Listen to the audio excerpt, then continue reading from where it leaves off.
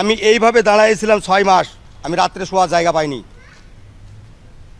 6 মাস শুধু কেঁদেছি আমি 99 শেষ 2000 প্রথম দিকে ঢুকি কারাগারে। মামলা হয়েছে 29/6/99। জেল হয়েছে আমার 2003 সালের নভেম্বরের 17 তারিখ। তারপর থেকে কারাগারে আসি, এখন পর্যন্ত এই যে গত 15 তারিখ পর্যন্ত ছিলাম।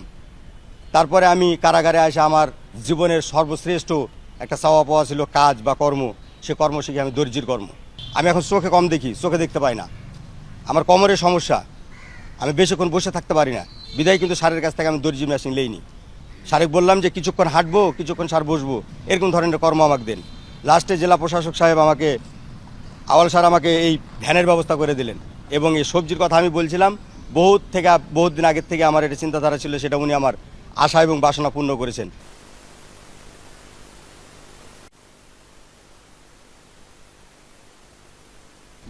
দুশ্চিন্তা ছিল, স্ত্রী নিয়েছিল, আমার স্ত্রী ছিল, আমার স্ত্রী সন্তানের থেকে চলে গেল।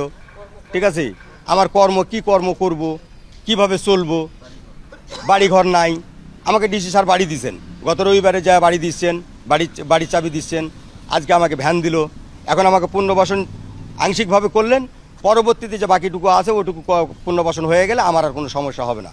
মেধা সত্য সেই কারাগারের ভয়াবহ দিনগুলোর কথা মনে হলে সব কিছু ভুলে যায় স্যার, যেগুলো আর মনে করে আমার লাভ নাই।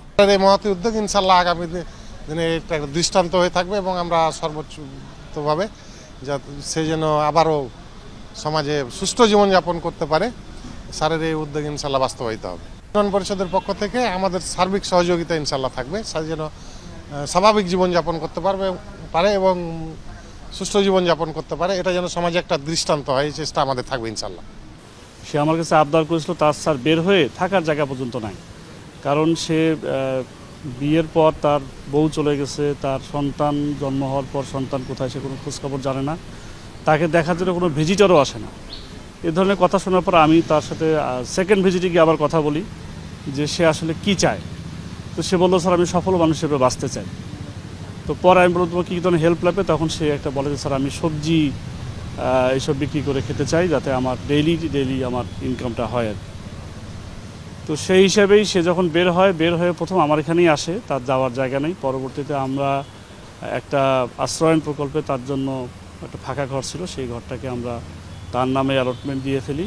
এখন যেহেতু ডেইলি তার খাবার দাবার বিভিন্ন ধরনের কাজে তার পয়সাপাতির প্রয়োজন আছে, সেই কারণে তাকে আমরা এমন একটা পেশায় আত্মনিয়োগ করলাম যেটিতে সে প্রতিদিন বাজার থেকে সবজি কিনে প্রতিদিন সেল করে সেটার লব্ধ টাকা বা মুনাফার যে অংশ, সেই মুনাফার অংশ সে তার নিজের কাজে ব্যয় করতে পারে এবং বাকি টাকা দিয়ে সে পরে রিইনভেস্ট করতে পারে।